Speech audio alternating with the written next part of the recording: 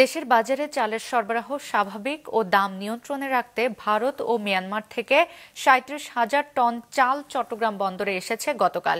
এছাড়া গেল কয়েক সপ্তাহ ধরেই দিনাজপুরের হিলি বন্দরে প্রতিদিনই ৭০ ট্রাকের বেশি চাল এসেছে। তবে হিলিতে এই চালের ক্রেতা পাওয়া যাচ্ছে না, ব্যবসায়ী ও আমদানিকারকরা বলছেন। প্রতিনিধি হালিমাল রাজির পাঠানো তথ্য ছবিতে ডেস্ক রিপোর্ট। বিক্রির অপেক্ষায় সারি সারি চাল বোঝাই ট্রাক। প্রতিদিন ট্রাক বোঝাই করে ভারত থেকে বন্দরে চাল আসছে গড়ে ৭০ থেকে ১০০টি, কিন্তু সেই তুলনায় চাল বিক্রি হচ্ছে না বলে অভিযোগ আমদানিকারকদের।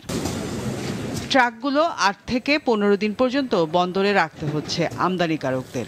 এতে ট্রাক হোল্টেজ চার্জ ও ব্যাংক মাশুল গুনতে হচ্ছে তাদের। ১০০ টন চাল এলচি করতে প্রায় আপনার ৬৬-৬৭ লক্ষ টাকা লাগছে। এই টাকা আমাদের গাড়ি পড়ে আছে, আমাদের ব্যাংক ইন্টারেস্ট বাড়ছে, বেচা বিক্রি নাই। এই আমরা একটা বিপাকে পড়ে আছি।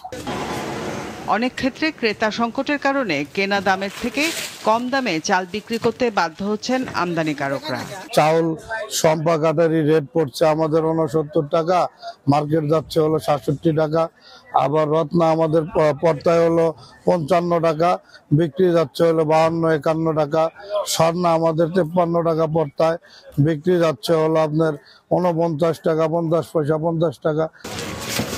টিসিবি ও এমএস এর মাধ্যমে চাল বিক্রি এবং বাজারে নতুন চাল ওঠার কারণে বন্দরে ক্রেতা কম বলে মনে করছেন ব্যবসায়ীরা। সরকার টিসিবি দিতেছে আর কৃষকের অনেক ধান আমদানি করে দিচ্ছে, যার জন্য একটা চলে না। আগে যেমন কিনছি 5 গাড়ি, এখন মানে 1 গাড়ি কিনি, 2 গাড়ি কিনি, বেচা কিনা কম। বিভিন্ন দিক দিয়ে চাউল আসতেছে, প্রচুর পরিমাণ চাল আমদানি হয়েছে, যাতে বেচা কিনার অবস্থা খুবই খারাপ। যেখানে আমরা প্রতিদিন 2, 4, 5 গাড়ি করে বেচা কিনা করতাম, সেখানে সপ্তাহে 2 গাড়ি বেচতে পারতেছি না। হিলি কাস্টমসের তথ্য মতে বন্দর দিয়ে গত 11 নভেম্বর থেকে 27 জানুয়ারি পর্যন্ত ২,৬৯৪টি ট্রাকে ১,০৯,৮১৬ মেট্রিক টন চাল আমদানি হয়েছে। মাছরাঙা নিউজ ডেস্ক।